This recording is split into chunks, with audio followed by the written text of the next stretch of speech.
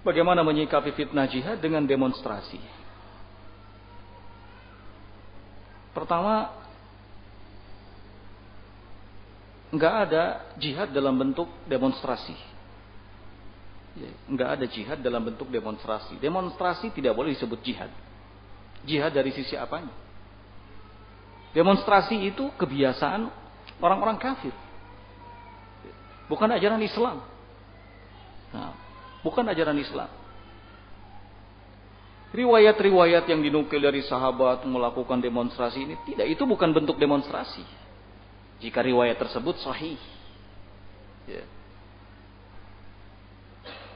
Rasulullah SAW tidak mengajarkan untuk melakukan demo.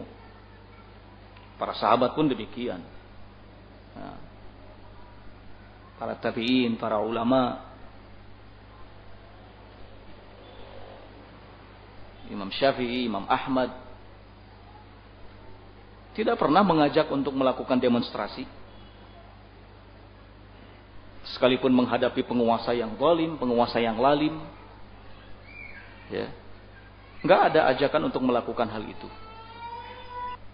Demonstrasi bukan jihad, jihad bukan demonstrasi.